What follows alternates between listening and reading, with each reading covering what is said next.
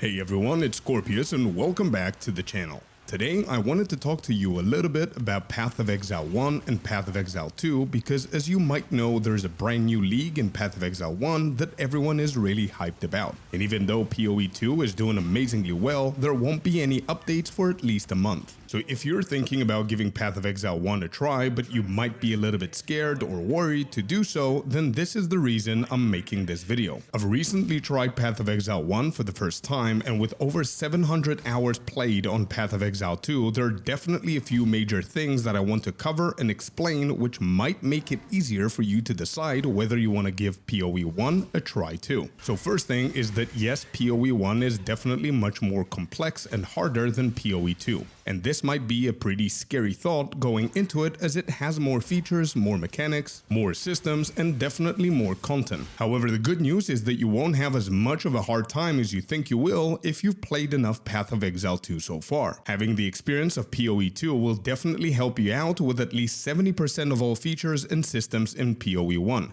It's practically the same game. So even though it's more complicated, if you have PoE 2 experience, you will be just fine. Next point is that PoE 1 does not have the WASD movement option, which for me personally was almost a deal breaker, and I completely understand if it is for you too. I've tried numerous times to play with mouse movement even in PoE 2, and I always switch back to WASD. Well, now I'm forced to play with mouse movement in PoE 1, and the first 2 days I can honestly say my experience was pretty bad. It felt so clumsy and awkward, but it grew on me and I managed to completely adapt to it. Even though I would go back to WASD in a heartbeat, mouse movement has some nice benefits to it as well. But yeah, if WASD is the main reason you're playing PoE 2, then unfortunately PoE 1 does not have that option. For now, at least. And speaking of movement, in PoE 1 you won't have the option to dodge or roll like we do in PoE 2. In the beginning this felt a little bit weird as well, not having the basic option of dodging stuff, but to be honest I got over it within the first 2 hours of playing. I found monster hits to be a bit slower than PoE 2, so just by running they're pretty easy to avoid.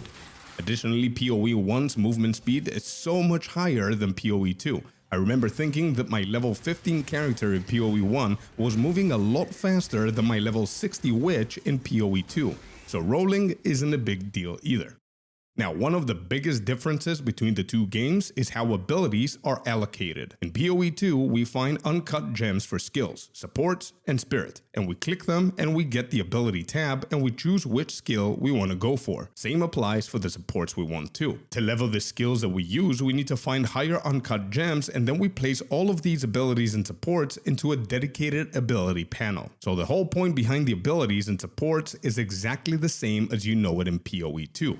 The difference, however, in PoE 1 is that all abilities and supports are like socket gems that you need to add them to your gear. This is definitely one of the few major differences that makes PoE 1 a little bit more complicated to understand, but bear with me, it's quite simple really. The gear in PoE 1 is almost identical to PoE 2. The only difference that I've seen so far is instead of adding runes to empower your gear, you add skills and support gems. The items in Path of Exile 1 have multiple colorful sockets and each color represents its ability type.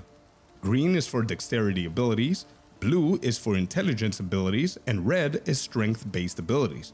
You can either find abilities or supports from monster loot or you can simply buy them from vendors. But what you want to do is add the main ability first to the item, followed by its support gems that will link together. So for example, if you want to run a blue ability such as Spark and you want to run 2 blue support gems, 1 green and 1 red, then you will need to find a 5-socket item that starts with blue, which is where we're going to put Spark, and then the rest of the colors should be 2 blue, 1 green and 1 red. So you can look something like this or like this. And you can add and remove sockets freely, by the way, it's not locked in as it once was in PoE 2.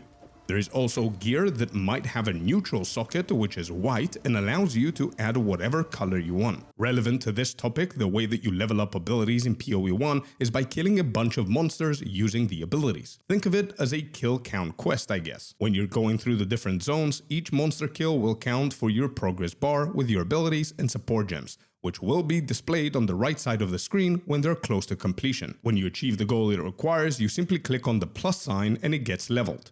Just like PoE 2, leveling abilities will increase their damage as well as mana usage and will require higher levels and more attributes. But I definitely prefer the kill count leveling system in PoE 1 rather than having 500 uncut skill gems in my stash just laying there. However, the dedicated ability page that we have in PoE 2 is so much better and more organized in my opinion. But once you understand the concept of the gear system in PoE 1, things become so much easier. On the other hand, however, PoE 1 has something that we don't have in PoE 2, not yet at least. Crafting. In Path of Exile 2, we have crafting of course, but it's like the most RNG thing that you could do. You slap a few orbs on the gear and hope for the best. If you don't hit what you want, then you sell or disenchant it, and that's that. In PoE 1, you have the option to actually craft your item with specific modifiers that you need. Throughout the game, you can find, unlock, or get different crafting recipes with specific modifiers, for example 15 to 55 maximum health. And progressing through the game, you will be able to level up those crafting recipes to make them even stronger. If, for example, you get an item that is almost perfect but is missing one specific thing that you need, you go to your crafting bench and simply add that modifier that you need. So even though the ability system on the gear is a bit more complex than what we are used to in PoE 2, at least crafting is actually valuable and helps out. Another big difference is the PoE 1 has a completely new system where you have your own town that you can build a mining station or a dock and send out recruits to farm different currency for you. You fund the whole town with gold and each recruit charges you an X amount of gold per hour. When they come back from their shipment, for example, they will bring back currency and a bunch of items that can prove pretty useful. So it's a great way to get some extra pieces of gear or currency. I'm expecting that this might come to PoE 2 soon as well, so it's a great way to get familiarized with it from now. Other small differences that I wanted to cover are things like the options menu tab in PoE 1 does not pause the game, and neither does the passive skill tree. So if you decide to give PoE 1 a try, make sure that you position your character somewhere safe if you want to do something IRL. Apart from being used to identify items, wisdom scrolls are a little bit more valuable in PoE 1, at least in the beginning, as you can purchase items and even ability or support sockets, so make sure that you don't ignore them if they drop. And on the topic of currency, gold is not the main way to buy stuff from vendors. In PoE 1, you can buy vendor items with other currencies such as wisdom scroll, orb of transmutation, and a lot of others. But gold is used in multiple other ways, such as trading for other currency in the in-game auction house, respeccing your tree, funding your own town, and much more. Additionally, in Path of Exile 2, exalted orbs are the main currency that people trade with for cheaper items, and divine orbs for more expensive and better stuff. In Path of Exile 1, however, chaos orbs are what you need for the cheaper items, while divine orbs remain the main currency for the more expensive stuff. Next small point is the PoE 1 has 5 slots that you can add flasks in, and unlike PoE 2, you can add more than just a health and a mana pot. You can add flasks that give you short buffs, such as increased elemental resistance for 20 seconds or increased movement speed. You can choose to have 1 healing potion, 1 mana potion, and 3 buff potions, or 2 healing, 1 mana, and 2 buffs. Next, in Path of Exile 2, we can freely teleport to town whenever we want by simply opening up a portal. In Path of Exile 1, however, that option is not there. To open a portal to town, you need to have portal scrolls.